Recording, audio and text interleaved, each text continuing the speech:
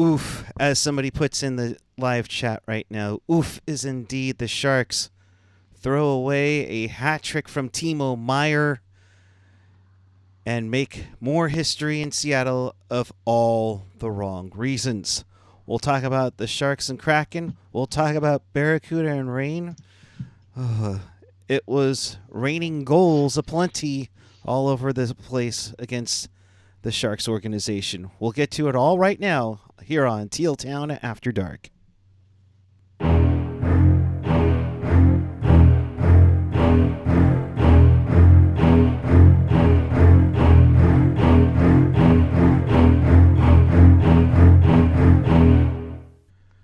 Good evening, everyone. It is Wednesday, November 23rd, 2022, Thanksgiving Eve here in the United States.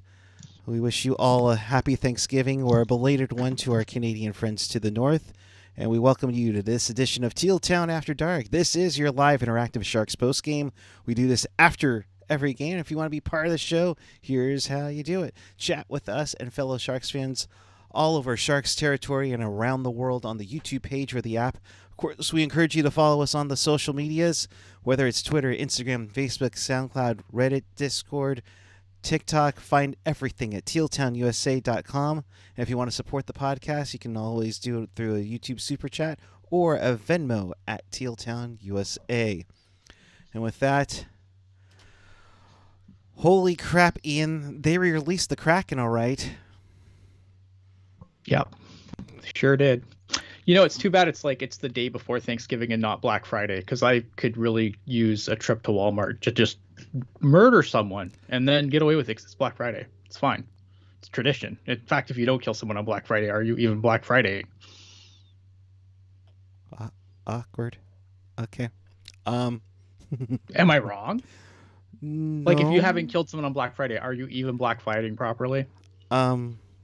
Yeah, a little too soon considering what did occur yesterday, but I digress. Moving on. Didn't happen at a Walmart. Okay, yeah, maybe you're probably right. I'm sure I'll be thoroughly canceled tomorrow. It's fine.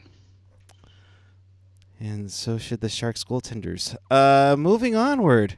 So this game, Sharks go to Seattle for the third time, a rink they still have never won in, and started off at a good start. Couture gets going with a nice goal. Nice shot by Cechek to make it 1-0. Yep. Good Cechek. Good Couture. Nice to see Couture actually kind of got a little bit of a clip going right now, because it's obviously something that the Sharks definitely someone who they've needed more from, I think, over the last few years, I think, because a lot of people are like, oh, you can't trade Timo Meier, you can't trade Logan Couture, man, because playoffs. But it's like, well, playoffs aren't going to be a thing, so where's your Logan Couture now? He's been really good last few games, so I think that's good for him. Yeah, no, picked up his 11th of the season to make it 1-0, and of course, Seattle comes right back to a guy who I benched on my fantasy team, so of course he has a 3-point night. Andre Barracuda, his 5th of the season to tie it up. He's been a stellar pickup for the Kraken, for a team that's been on a run entering this game, going 7-1-1 in their last 9. Yeah, that pickup is like, when earlier in the season, I thought a lot of people were sleeping on the Kraken. Now, I didn't think the Kraken would be as far up the rank as the standings as they are currently. But that was a big reason why I thought people were sleeping on the Kraken, because I thought they made a lot of, they've got some exciting youngsters. Now, some of them don't get to play, unfortunately. They've got some exciting young guys. And then I think bringing in a guy like Barracuda, really helps that out and really fleshes out that offense. So I thought that was a sneaky good pickup for them, and why, again, I thought a lot of people were sleeping on the Kraken, which I think I've said 17 times in the last second. So I don't know what's going on here right now. I'm flustered.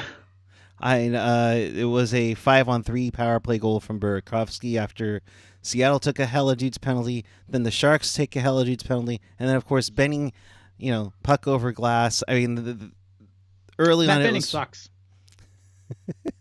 I mean, it just seemed like a sloppy first period, and it's something that Quinn's been preaching to the choir and the media over the last week or so to make it 1-1.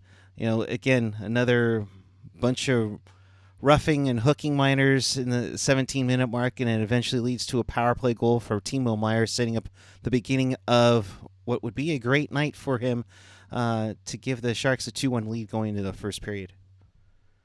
Yeah. Agreed. Second period.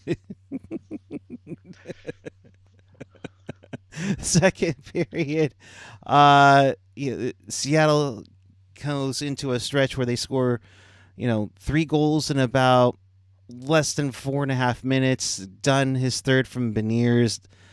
Ryan Donato having post-Teal syndrome, getting, all alone for some reason, just sitting in front of Kakinen and has no problem getting it. And then Jamie Alexiak all alone in front. Just in a matter of, like I said, less than 4.5 minutes, the Sharks go from a 2-1 lead to a 4-2 deficit. Yeah, and I feel like one of these goals, Mario Ferraro goes, like, he's trying to, like, block the play, and then he goes around the net to the other side of the net where the other defenseman already is. I can't remember who it was. Maybe it was Vlasic. I don't know. Who is he playing with? Someone tell me in the chat. And yeah, Mario Ferraro, he just, man, I love Mario Ferraro, but like he's made some really weird plays this year. And I don't know, man. This is the Teal Town episode where I'm gonna jump off a lot of trains. I think one of them, I think I'm pretty off the Mario Ferraro train, and then we're gonna talk about Kaapo Kähkönen eventually too. But I'll let you do this first so we can get through the recap, and then I'll just go off. Then I'll do my thing. Yeah. Oh, C-check. Yeah, poor C-check. Okay. So, folks, I know there's 22 of you. Tell your friends Ian's getting ready to go off. Get ready, folks. True. He's going to seek and destroy a couple of Sharks players. All right, moving onward. After it was 4-2, David Quinn calls a timeout, and I thought they really picked up their pace there early, right afterwards, and it eventually leads to Meier getting his second of the game with a beauty shot that goes bar down, his 11th to make it a 4-3 game. So the Sharks somehow keep themselves in it until they are out of it in the third period. But first, Barabanov gets a tying goal. I'll mention, the guy who sucks, Matt Benning, and Vlasic at the assist for Barbie. A nice tip, and I will give some kudos. I mean, Benning is at least throwing the puck on net. Yeah, like, look at the problem with Matt Benning is, I mean, he sucks. I don't care what anyone says. Matt Benning sucks. But the issue with Benning is the fact that, like, Mike Greer, of all the guys he signed this summer, said this is the guy who's a part of the long-term plans, and said 4 years for this dumb fuck. Look at, obviously, like, he's in the NHL, so he's not the worst player to ever fucking play the position, but he's pretty fucking bad. Yes, okay, he puts the puck on the net, but, like, great, you're a fucking NHL player. Hope you can put the fucking puck on the net. Yes. Getting to this eventually, Chris, JWS, good to see you, my friend. When your save percentage is the average San Diego temperature, I'm not sure which one he's talking about. Is he talking about the Sharks or Barracuda tonight? Hey-oh. Oh, yeah, we'll get there. We'll get there. But that just gets worse and worse. After Barabanov makes it 4-4. Borkstrand goes a beauty backhand top shelf after a turnover. Did Erik Karlsson slip again? Which is why he slammed his stick. That made it 5-4. Less than a minute later, Jaden Schwartz makes it 6-4 from Burakovsky and Beniers. And then Timo Meier gets his hat trick. So good thing happened in the third. Makes it interesting. 8:58 in to make it 6-5. You're thinking, oh, maybe we got a chance now. We got a chance. No. Then Matty Beniers gets his sixth of the season to put it away 7-5. And then... Yeah, so let's talk about this goal, right? Because I think, so this goal is, like... a bad goal, in my opinion. And I know some people are like, oh, well, the defense kind of just split. Well, yeah, because I can't remember who had the puck coming into the zone. I know Magna's taking Eberle, so he has Eberle on his side. And Vlasic and no one else wants to come back and jump into this play. So it's just two defensemen on a 3-man rush. So it's a 3-on-2 situation for the Kraken. Vlasic drives his man to the outside, and fucking record this because I don't say nice things about Vlasic very much. But Vlasic drives his man to the outside, and then the puck gets to Beniers. So maybe you want to see Vlasic maybe not get the puck to Beniers, but I thought Vlasic made the right play there. And then he tries to come back over to take Beniers because Magna's got Eberle off and over in no man's land. I wish I had like a little teleprompter thing and I could draw all over the screen. Okay, so Magna's got his guy. He's got Eberle, and then obviously he gets the puck. Now look at it. Is it a good shot? Yeah, Matty Beniers has a hell of a shot. But like from that point, from that distance, you're an NHL goalie. You need to make a fucking save there. You need to make a fucking save. Period. End of discussion. I couldn't agree with you more. I mean, 19 saves on 26 shots. I mean, absolute terrible. This was supposed to be the goaltender of the future. And yeah, he had a stellar victory the other night against Ottawa, but against the Kraken gives up ties for the most goals given up by an opponent to a Seattle Kraken team. And of course, they add the empty netter to set a team record for most goals. Get the Ocho for the most goals scored by the Kraken in one game. Just goes back to April of this year, where the Sharks became the first team to be shut out at home in Seattle Kraken history. My goodness, what the hell is wrong with them at Climate Pledge Arena? Yeah, look it. So here's the thing, right?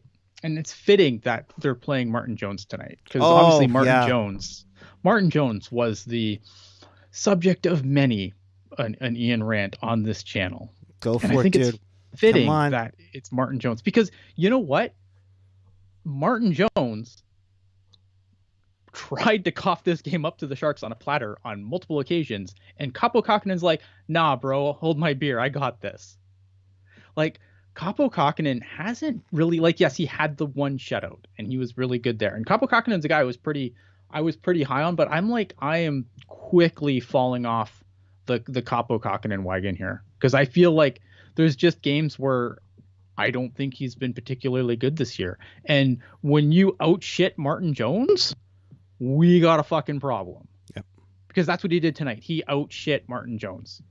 Martin Jones and Martin Jones has been good of late, but he tried on numerous occasions to hand this game back to the fucking Sharks on a platter. And Kaapo Kakinen's like, no, dude, don't worry. I got you. I got you, man. I can be worse. Don't worry. I don't know. I mean, now the benefit here is that Kaapo Kakinen isn't signed for 5 years at $5 million a season or whatever the fuck Martin Jones was making. He's signed for 2 years. So if this experiment continues to not work out, the Sharks have an out. It's fine. It's not the end of the world. But if you want to, everything this team wants to do, they want to try and be competitive and shit. I don't know how they do that without James Reimer at this point. Because I don't have much faith that Aaron Dell could come in and do much different. And I love Aaron Dell, don't get me wrong. Yep. But if you think that Kaapo Kakinen and Aaron Dell are going to come up here and that's going to give you competitive goaltending, you're out of your fucking mind. At some point, and again, I've pumped Kaapo Kakinen's tires a lot over the summer last year because I thought he played really well, but this season has not been good for him at all. No. Other than, yes, he got a shutout. Yippee fucking kaye. I can show you plenty of shitty goalies that have shutouts in their stat column. Easily. And not to make this a big point, but let's be honest here, folks. The Sharks just lost to Martin Jones in net. I mean, let's be honest here. You're absolutely right, Ian. This guy was crap last year. This is why you bought him out. Yeah, And, I mean, and he's had a phenomenal year. But he's my been good this year. God. But you know what? It's funny because I said last time we were on together, I think it was last show. Right. I said, we're going to play Martin Jones, and Martin Jones has a good year. And if we had made the bet this year, maybe last year, like I'd probably be worried. But then I remembered something after that, like after I slept on that comment. Not really, because this is exactly the same way he started last year in Philly too. Everyone's like, oh my God, Ian's going to lose his hair. And then it was like by the end of it, like, yes, he did better, but he was nowhere near where he needed to be for me to lose my lovely flow here. So I don't know, man. Like I'm not trying to beat up on Martin Jones here. I think Martin Jones has done really well this year, and the Seattle Kraken are where they are in large part because of the play they've gotten from Martin Jones. Absolutely. But in tonight's game, he tried, I don't think he was good. This was not a goaltender's game. Clearly not. Like when the score is when the score is in the teen, when the combined score is in the teens, then it's generally not a good night for either goaltender. Oh, it's like, I mean, Martin Jones, I know you could see it up top here, what Kakinen did, but Martin Jones, 21 saves on 26 shots, 808 save percentage. I think going into tonight, he was like at 908, which, still not bad, but still not the best in the world. This doesn't help things, but they find a way to win. And that was a big thing, as opposed to when he was in San Jose, where they somehow found a way to lose. And the thing is we've talked about how we give up the first 5 goal, a goal in the first 5 minutes. Yeah. And guess what? Yeah, that's still happening. In the chat, Teal BT in the chat, get that comment, because that's the way I feel. Like I don't have the same confidence in James Reimer. I don't like when James Reimer's in net. I don't have this issue. When Kaapo Kakinen's in net, I do. I don't have that. I don't have faith that the goaltending is going to be what holds the Sharks in a game. TLBT with the feeling of having Kakinen in net reminds me of Jones when you're holding your breath all game. Don't have that with Reimer so much. No, Reimer, Reimer can have bad nights like any goalie can, but he's generally been, he's generally been a big part of the reason why, if San Jose's done anything this year, obviously there's a few reasons for that. One of them is obviously Erik Karlsson. Timo Meier, since he's come on, has obviously been huge, but James Reimer has probably been game to game, probably your most consistent player. And give stick taps to where it's due. Couture has come on this month. Timo Meier's come on this for month. Sure. I just mean overall consistency. Oh, right? no, totally, of course. I'm just saying it's Erik Karlsson and James Reimer. Yeah. If you're going game to game to game to game, that is what it is. Does that strengthen? I mean, it's self-pity to talk about it right now. Doesn't that strengthen his Norris candidacy, or no? Because his team just gave up 8 goals tonight. No, he plays after most of the East Coast media is in bed. He's going to be on a team that doesn't make the playoffs, by a significant margin, in my opinion. So I think that, I don't know. I don't think he has a snowball's chance in hell of winning the Norris. But I mean, he would have to just continue to have just an insane year where you just couldn't deny him. But I feel like at some point he's going to cool, right? And then when that happens, I just think he falls out of that conversation. And maybe he doesn't. I hope he doesn't. Obviously, when Erik Karlsson does good, it's good. But I just think over the course of the season, I think it's hard when you're on a team this bad to walk away with year-end rewards like that, because even though you're not supposed to take into consideration playoffs or anything else, but we all know the voters they look at that way too heavily, in my opinion. But topic for another day. Well, yeah, the only reason I bring it up is that he was getting some much kudos, and of course, he's getting traded to 5 different teams, last week. I digress. Right? I don't know. Maybe if if Erik Karlsson gets traded to a playoff team or whatever, which he's not going to do. No. I say that in jest. He's not going anywhere. No taking that contract. Big Bird kind of echoing what I've been thinking about, no drive, no desire. They look like they're going through the motions. What happened to this team from the Ottawa game? And a lot of things happening here that I was trying to see. There was a lot of puck watching in the second period where they're just looking at the puck and then they're leaving people all alone. Alexiak goal was one. The Donato goal where he's just like all alone in such there, and the strength, Cunning gets beat on another goal. Head on the swivel, not communicating, puck watching. Let's throw in the puck over glass penalty. Let's throw in the hella dudes penalty. Yeah, but the fucking Sharks, death taxes, Sharks taking a too many men penalty.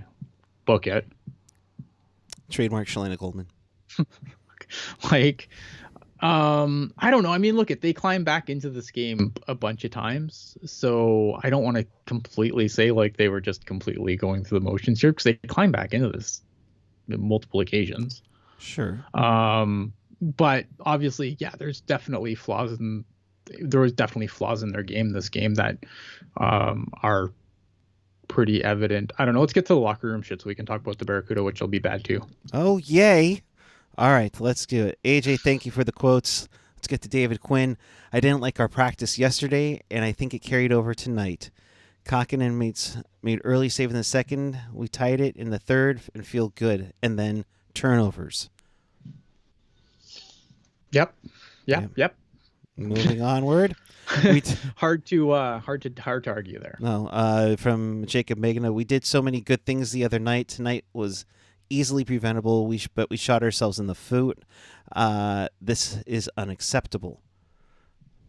Yeah, sure. Okay, Timo. Yeah, I mean, defensively, they were atrocious. Offensively, they had some jam, but defensively, yeah, pretty atrocious. Timo Meier, who had the hat trick tonight, we knew they had to have a good transition. That's one of the reasons we lost tonight. We gave them too many chances to get that feed and go. Yeah, and their goalie couldn't make a fucking save. I love that we didn't have any quit in us tonight. It could have gotten really ugly and out of hand today. You let them score 8 goals. I think it got out of hand.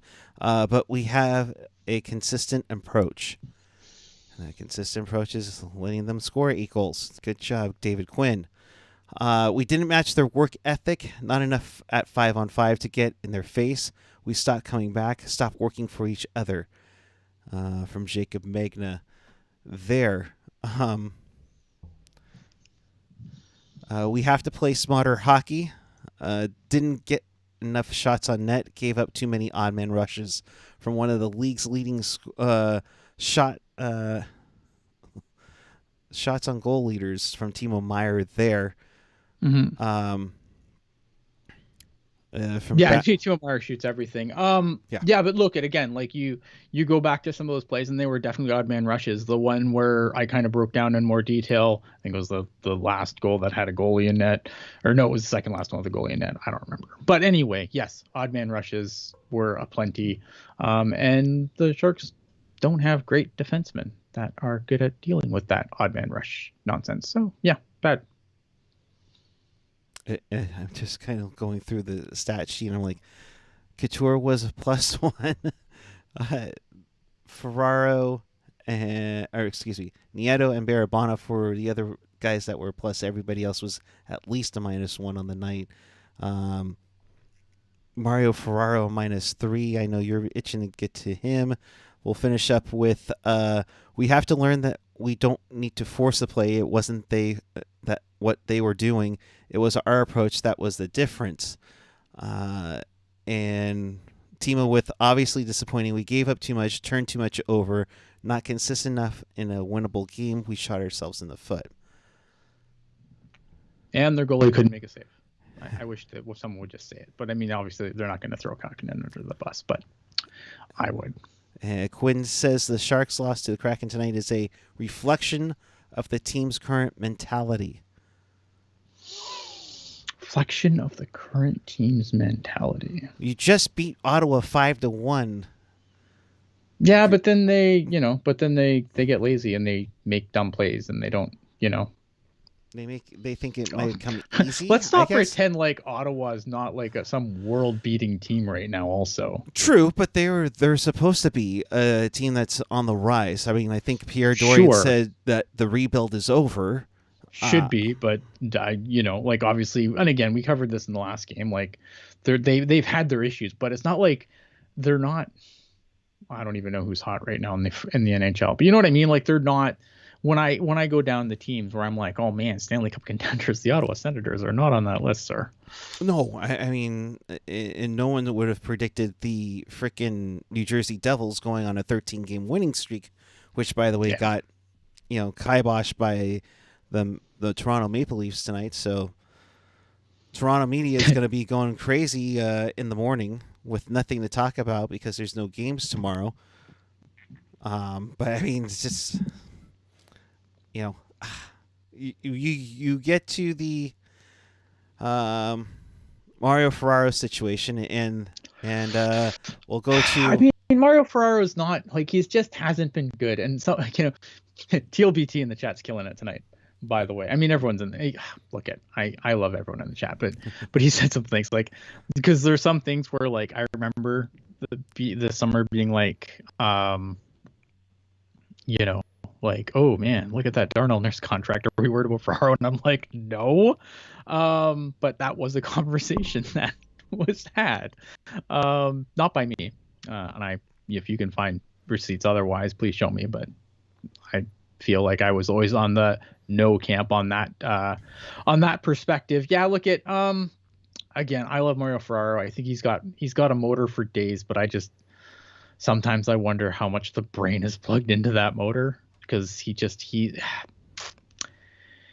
makes some really weird choices, and I don't know what happened or I think Brent Burns' best days were behind him, but maybe, and when we thought, Brent Burns leaves Mario Ferraro kind of out to dry a lot because he did, because that's the risk reward that those two played with each other, obviously, right? And I think Brent Burns may have shielded Ferraro from a little bit more criticism than maybe than he probably should have got. And because obviously Brent Burns never misses a game, so that was a pretty steady combination.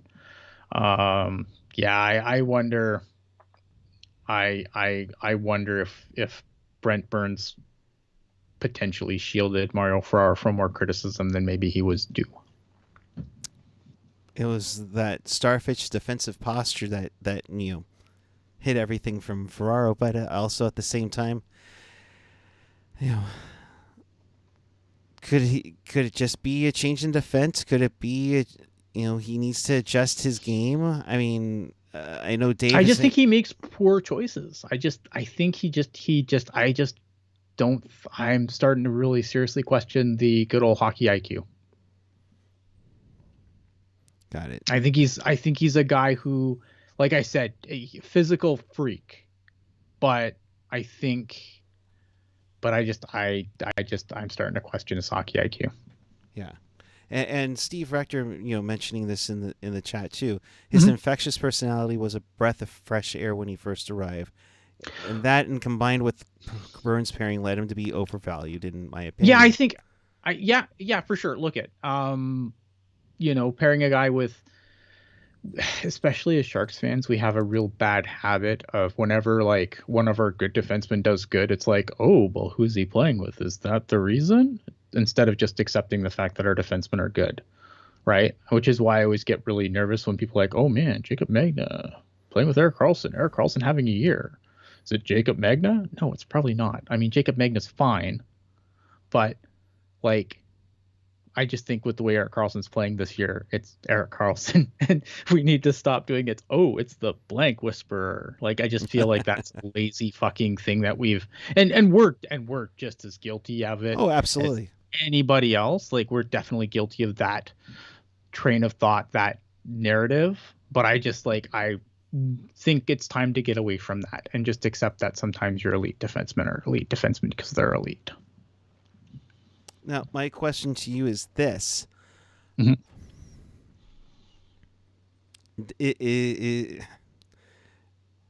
we had Middleton was one of those Carlson whisperers. It turned into Kakkonen.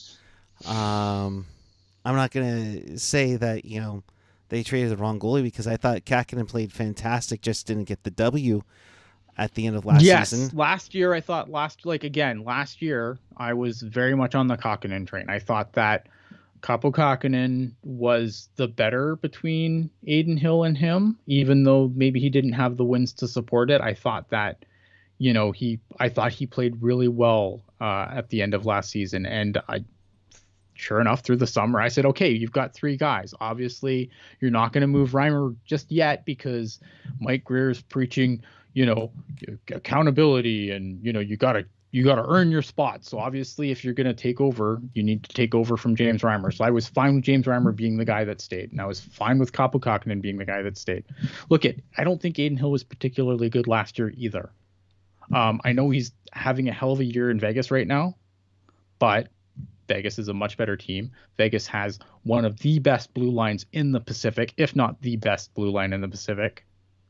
So is it decent goalie playing on a really good team?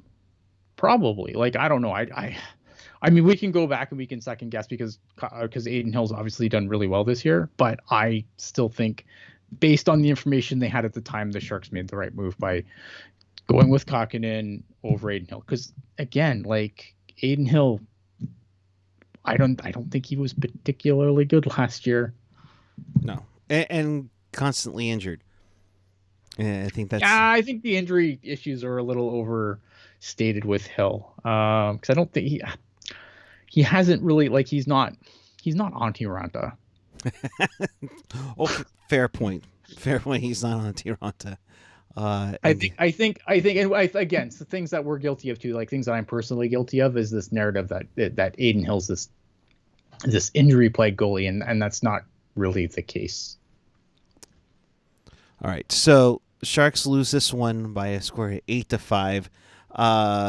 Really quickly, we're at that infamous Thanksgiving poll, not necessarily the quarter poll. Is this kind of where you expected the Sharks to be at sitting at 7-12-3, at 17 points? Yeah, I think so. I think they probably. Yeah, no, I think so. I think if you told me they were going to be have a points percentage of less than 400, I think I would be on board there. I don't think they'd be. I don't think. Yeah, I think this is probably where I would have had them. Yeah, I think that's more than fair enough. Yeah. I think if you asked me before, what's the point percentage, I would say less than 400. Is that maybe they maybe have a win more than I thought they would? Sure, but I think overall, I thought they'd be. I thought the Ducks would be ahead of us, but it's same. The bottom 4 teams in the West. Anaheim at 13 points, Chicago at 15, Arizona at 16. The Sharks are tied with Vancouver at 17. Anaheim and Vancouver, I was quite surprised to see them down here. I thought both of them would be battling to get into the playoff spot. Yeah, I thought Vancouver would be better. I thought, because obviously they had that run under when Bruce Boudreau came in, and it was just too little too late. So I thought that would carry over into this season. Vancouver's a team where, I don't know, it sounds like Bruce Boudreau is probably on borrowed time, which I think is ridiculous. At some point you have to look at your core of players and be it's not the coach, guys. Well, you've gone through so many. Right. Well, exactly. How many coaches can one core go through? I feel obviously Vancouver, I think people thought they would be better, but yeah. I don't think firing Bruce Boudreau is the answer. I think at some point you have to start tweaking that roster. Right. And for full disclosure, and Dave mentions, don't use points, use points percentage. Yeah, the Sharks are the second worst in the West for points percentage. Yeah, that's what I was looking at. Yeah, but Jeff will come back and tell you, well, they're still only 3 points out of a playoff spot, which is currently being held by St. Louis. who saw their streak end tonight as well. It's one of those weird. It's I'm one not of those impressed. those weird spots. But for the Sharks right now, they would have to go 1, 2, 3, 4, 5. They'd have to leapfrog 5 teams, and 4 teams currently have 20 points. Well, not only that, but again, and here's the other thing, and this is, I don't know how they pulled this off after going to Europe and then being off for a week, but they've played more games, 2 to 3 more games than all the teams ahead of them. 2 to 3 more games. You've already played, you all those teams have game in hands on you, and those teams near the top are obviously probably more likely to win those games. It's just so, I don't know, man. Anytime someone's like, oh, well, they're just X number of points out of place. Yeah, but are they really though? True. And only LA has played as many games as the Sharks have in the West. So yeah, that is another way of looking at it. So the Sharks lose 8-5 to the Kraken. Let's get some more good news right now. Oh God. Ooh, Barracuda!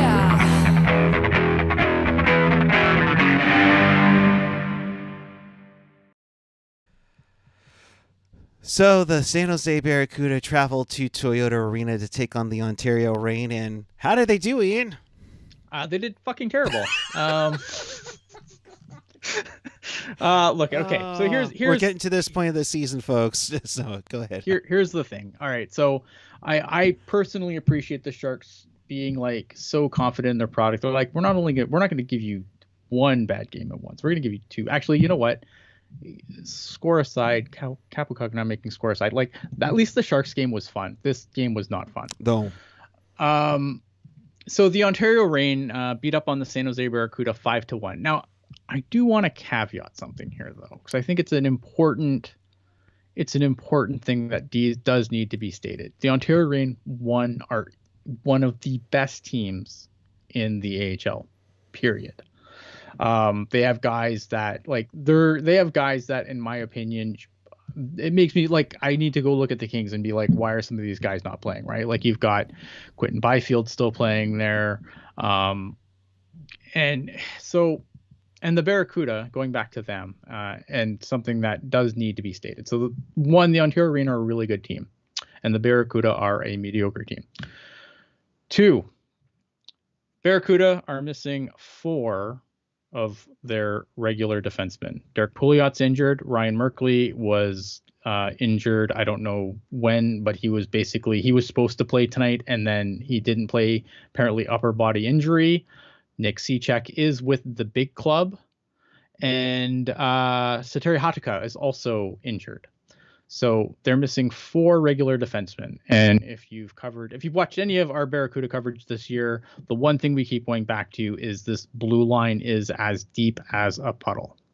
So yes, the Barracuda got beat up on by the Ontario Reign, who are a much better team, but they also, this is also a team that is missing 4 pretty regular skating defensemen. And that is, unfortunately, that's a hard thing to overcome regardless of what team you are.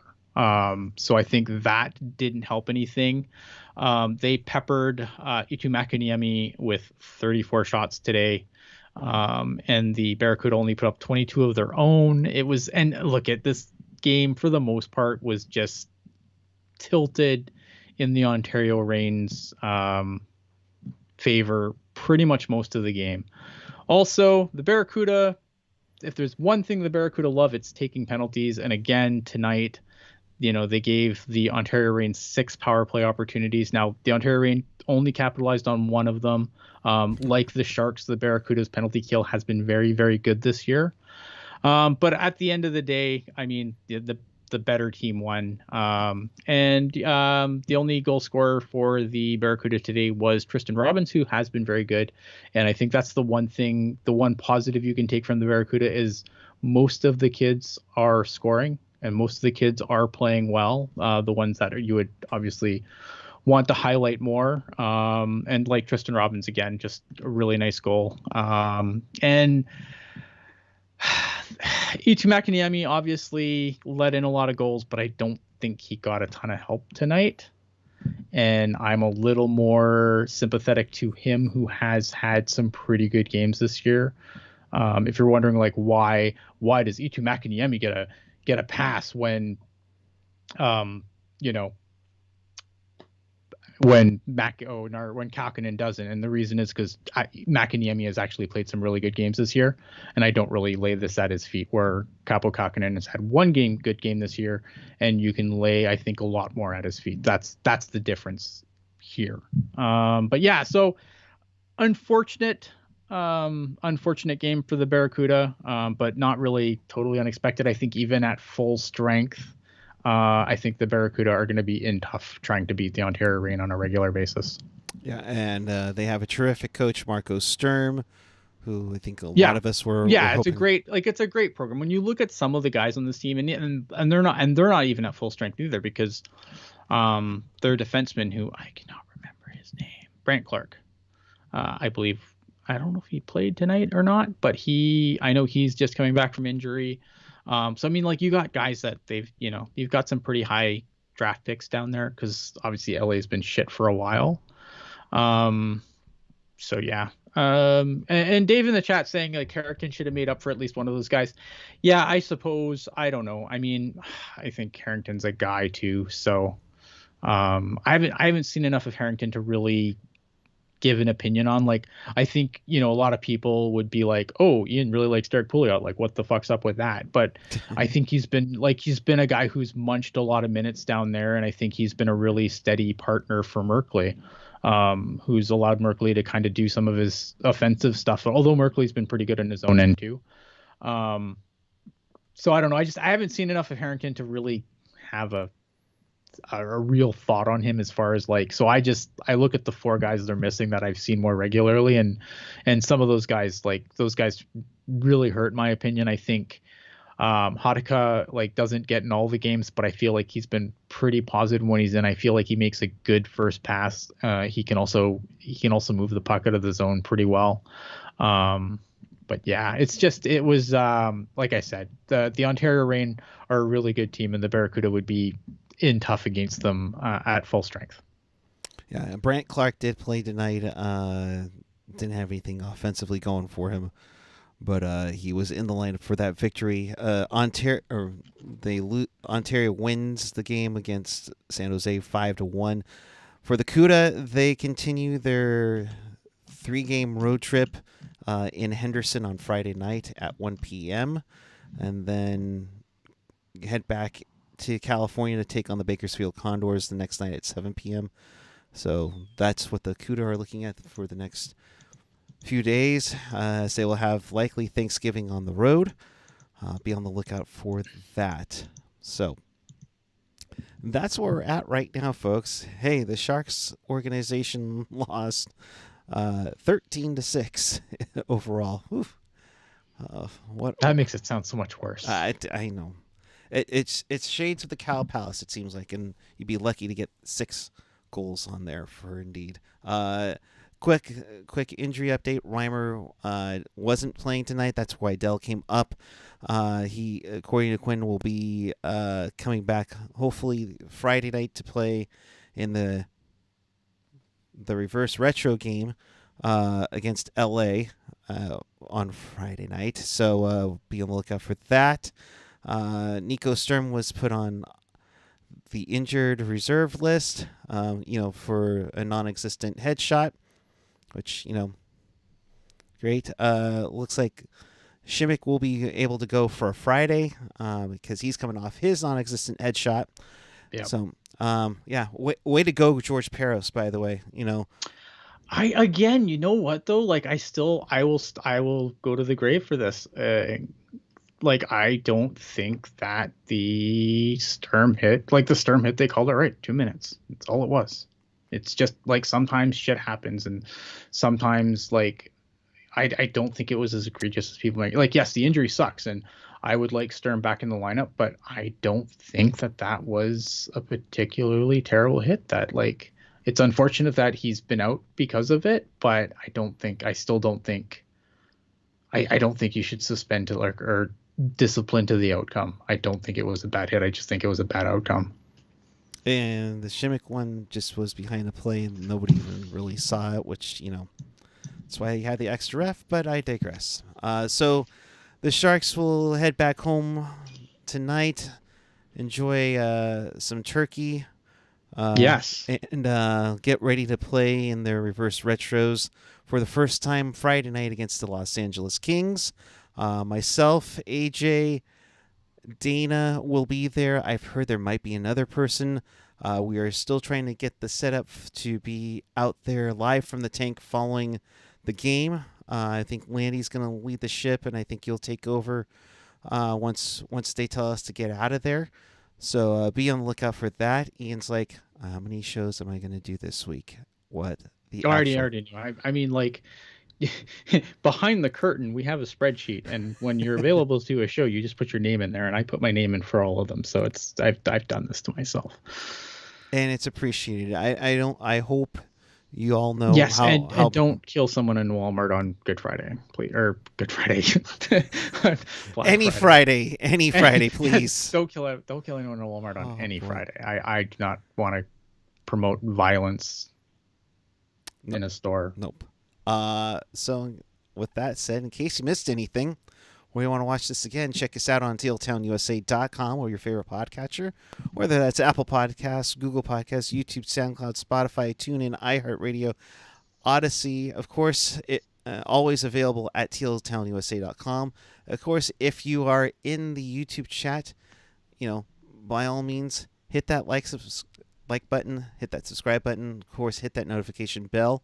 That'll let you know when we do go on the air. And of course, if you're watching this on the replay, drop a comment down below. Tell us what you think of Kaapo Kähkönen, what you think of Mario Ferraro. Do you agree with Ian on the sense that maybe Ferraro's turning a tough one, but and also if you're listening to this on audio, like in your car with your children, I'm sorry if your kids pick up some new words that maybe you don't want them to pick up. This one wasn't one for the kids. Well, I mean, we have the E for explicit. That's true. We just for me. So, well, I mean, let's be honest. Sunday nights can. Yeah. I'm not going. I don't know. I think I have, like, if you want F-bombs per minute, I think I'm leading the team. Oh, we're gonna call that 4C or I don't know what we'll call it. Yeah, well. Anyways, that should be the new module. Jerk, get on it. F-bombs per minute. Yeah, let's there go. You go. All right, so we'll be back following Sharks and Kings Friday night. And until then, thanks for watching. Have a great Thanksgiving, everyone to those who celebrate. And of course, to my friend Ian Reid, sorry we're a month late. I enjoy your Thursday, man. Yeah. Enjoy your Thursday. Happy Thanksgiving, obviously. I mean, obviously, do all that cool stuff. I need to understand, because there's always, like, I have to ask this before we go. Go. Because on my Twitter feed, every Thanksgiving, obviously American Thanksgiving, because I've never seen anyone up here put a turkey in a fryer. Do you guys actually put turkeys in a fryer? Like, is this good? I need to know. Like, is this, like, am I missing something here by having, like, my normal oven cooked turkey when we do Thanksgiving? Or, like, is this, like, is it so good that you have to burn, like, it's worth burning your house down over? That's what I want to know. That's the thing. I woke Ian up. Blogs Hockey. See, that's at 4:30 this morning. I turned on the news as I'm getting ready for work, and all they're talking about is, like, make sure if you're doing the deep fryer, keep it away from your house, otherwise your house is just gonna blow up. It's like, I've had it one time. I didn't think it was great. I'll take the oven cooking any day. I'll take Puck Mom's cooking. She's been cooking up a storm in here tonight, and she makes a killer pumpkin cake with cream cheese frosting. That is just mwah. Damn. Chef's yeah, okay, I'm excited. So we'll get you over the border, and you can try it out for sure. I'm at PuckGuy14 on the Twitter and the Instagram. Say hi if you see me out at the Shark Tank on Friday night rocking that bad boy. I'll probably be one of the cajillion ones that has an Erik Karlsson name on the back of it. So thanks for watching. We appreciate each and every one of you. We are very thankful for all of you for staying with us and tuning in after each and every single game. So we love you, appreciate you, and everything. And to our whole team at Teal Town USA, thank you for being a part of some awesome memories. Or as in tonight, a rough one. Despite Timo Meier scoring a hat trick, Sharks lose 8-5 to the Seattle Kraken. We'll see you Friday following Sharks and Kings, and until then, keep it real, keep it teal, keep it real teal. Have a great night, everyone. Have a great Thanksgiving, and we'll see you Friday as we go retro. Good night.